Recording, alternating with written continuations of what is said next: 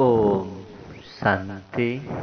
आज 27 नवंबर 2021 साकार मुरली, जिसमें विशेष स्तर पर बाबा ने कहा है, ज्ञान धन का दान करने के लिए तुम्हें विचार सागर मंथन करना है।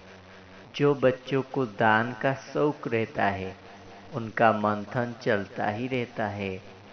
ज्ञान मार्ग में सदा तंदुरुस्त रहने का साधन क्या है?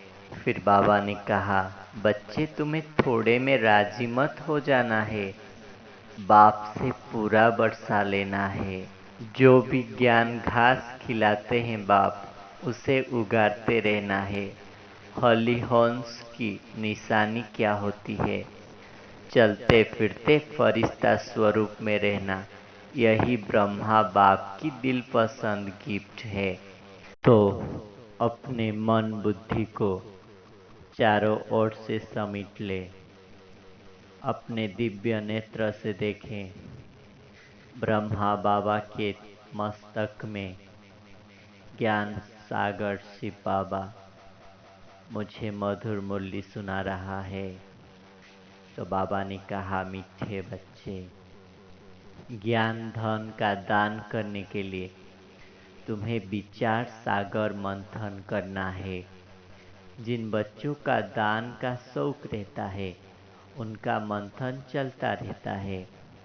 जो बच्चे जास्ती सर्विस करते हैं वही विजय माला में पिरोए जाते हैं। जितना जितना जो होप करते हैं और दूसरों का कल्याण करते हैं वो पद भी पाते हैं। जितना धारण करेंगे उतना खुशी भी होगी। धनवान को खुशी होती है ना। जिनके पास बहुत अथाह धन होता है वो कितने खुश रहते हैं। तो बाबा ने भी हम बच्चों को कहा कि ज्ञान को अच्छी रीति धारण करो तो तुम ऊंच पद पाओ जाओगी।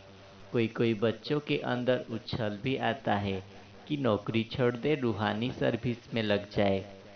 तो बाबा कहते हैं, सर्विस के लिए गुणवान भी बनना चाहिए ना। अगर अंदर में क्रोध होगा तो उल्टा सुल्टा ख्याल भी आ जाएगा।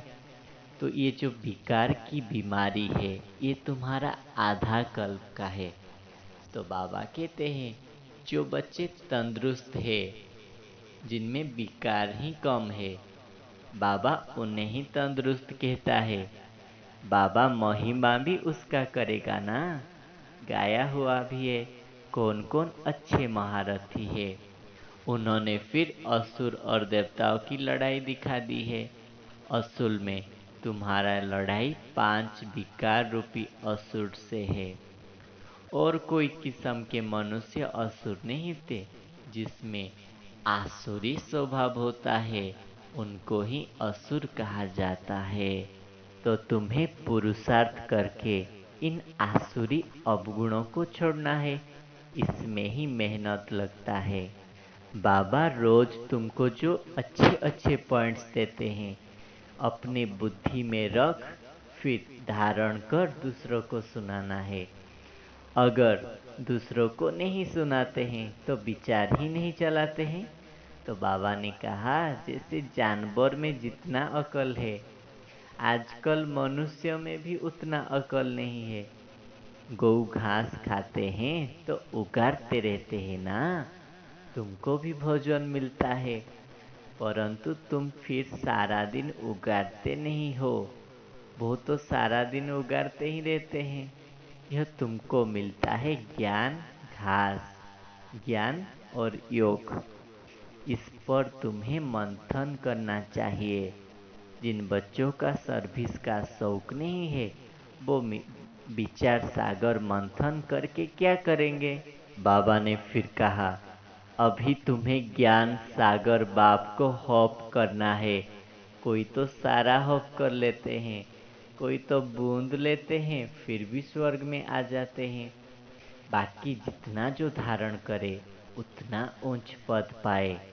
बाबा फिर हम बच्चों को वैराग्य दिलाते हैं कि यह तुम्हारा सड़ा हुआ कपड़ा है। सत्युग त्रेता में कितना अच्छा वस्त्र मिलता था। अब सड़ा हुआ वस्त्र कहाँ तक पहनेंगे। परंतु यह कोई समझते भी नहीं है। फिर बाबा हम बच्चों को उमंग दिलाते हैं, बच्चे थोड़े में राजी मत हो जाओ। अच्छी रीति धारण कर सागर को हप करो। जो अच्छी सर्विस करते हैं वो उच्च पद पाएंगे। सारा दिन खुशी का पारा चढ़ रहना चाहिए। यह तो छी दुनिया है ना। अब यहाँ से हमें ममत्व नहीं रखना है। पुरानी दुनिया तो खत्म होनी है, तैयारियां भी हो रहा है ना।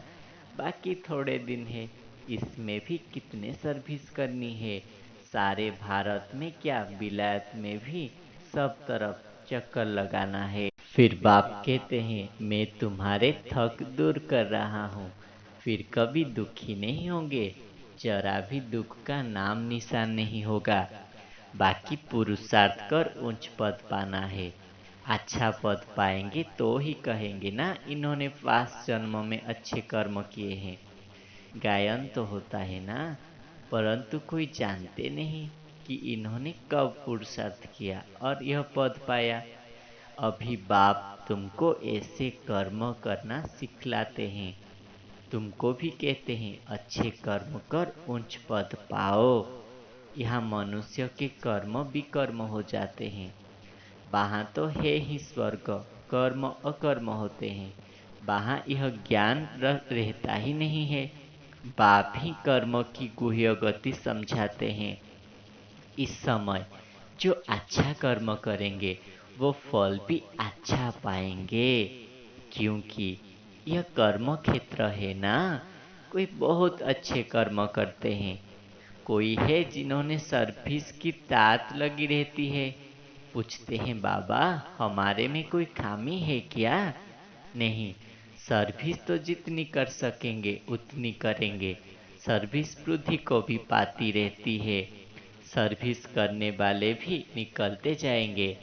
दिल में अर्थात है बाकी थोड़ा रोज है। अब ऐसा पुरुषार्थ करना है जो वहाँ भी उच्च पद पा जाए।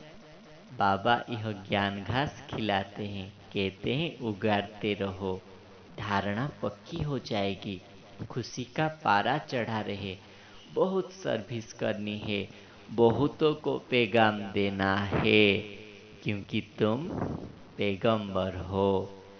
फिर वरदाता बाप हम बच्चों को वरदान दे रहे हैं।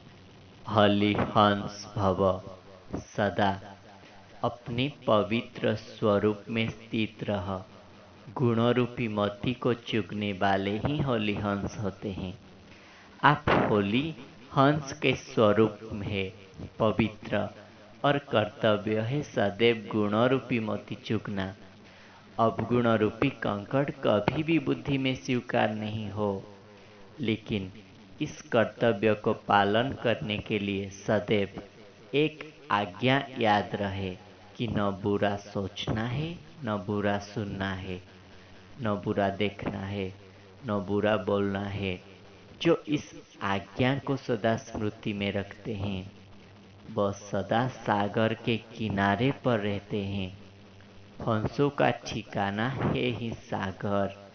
तो बाबा ने कहा अपने हलिहंस स्वरूप को प्रत्यक्ष करना है और उसका कर्तव्य है सदैव गुणरूपी मोती चुगना। अब गुणरूपी कंकड़ कभी नहीं चुगना चाहिए, कभी भी बुद्धि में स्वीकार नहीं करना चाहिए। क्योंकि हमें बाप से आज्ञा मिली हुई है, बुरा नहीं सोचना है, नहीं सुनना है, न देखना है, न बुरा बोलना है। जो इस आज्ञा को पालन करते हैं वह सदा सागर के किनारे पर रहते हैं, माना बाबा के समीप रहते हैं। हंसों का ठिकाना है ही सागर ना। फिर स्लोगन में कहा चलते फिरते फरिश्ता स्वरूप में रहना। यही ब्रह्मा बाप की दिल पसंद गिफ्ट है। तो ब्रह्मा बाप की दिल पसंद गिफ्ट है चलते फिरते फरिश्ता स्वरूप में रहना। अच्छा, ओम ओम